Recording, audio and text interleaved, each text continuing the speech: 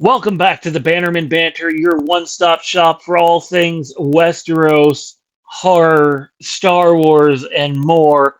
I'm Sean. Thank you for taking a few minutes out of your Wednesday afternoon to talk about some massive Halloween story mode details. We're talking about the game from Ilphonic, and I think this is going to make a lot of people happy, but our question to begin the video is on a scale of 1 out of 10, how excited are you about the new Halloween game and why? Please take a moment to comment down below. The engagement really helps as our channel is in its infancy and we need all the help we can. We don't have a marketing budget by any means, and every single piece of engagement, whether it's a thumbs up or a comment, helps us go a long way. We'll start off with this. It turns out that the game is much further in development or along in development than most of us had thought, to a point that the game is probably going to be ready for release far sooner than when it actually ends up getting released. But in my opinion, when you have the extra time on a game, you should use it. A lot of games get released buggy as hell and then patched later. Not to say that that isn't going to happen, but when you have that extra time, you should use it. And it certainly appears like they are going to have extra time. All right, let's dive into some of the details here about the game.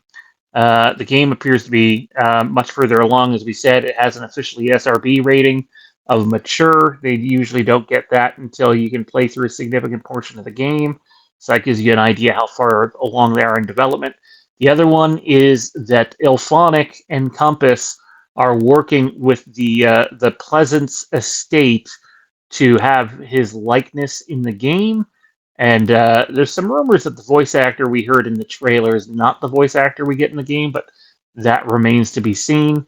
But your story mode in the game, where you play as Michael Myers, is going to be narrated by the one and only Dr. Samuel Loomis, which I think is pretty exciting to have him involved in that level.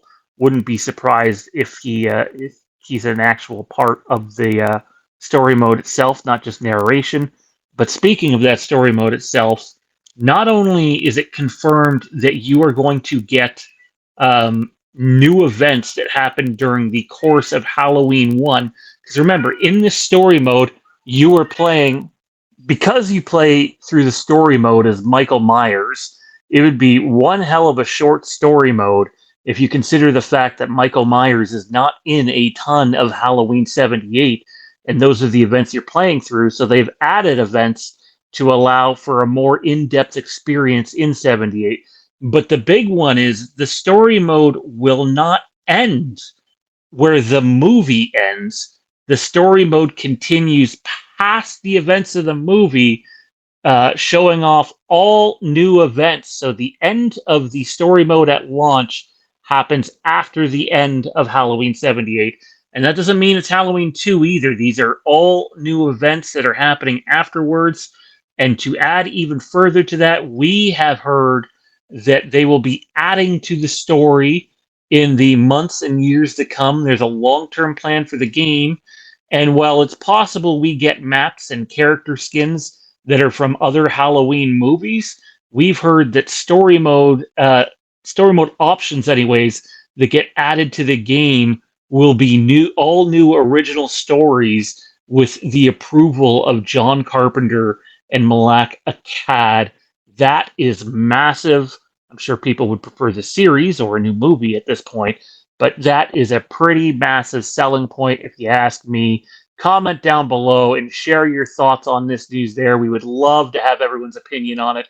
It's a big day for Halloween fans, and we look forward to following this more, and we will have more updates in the near future for each and every one of you.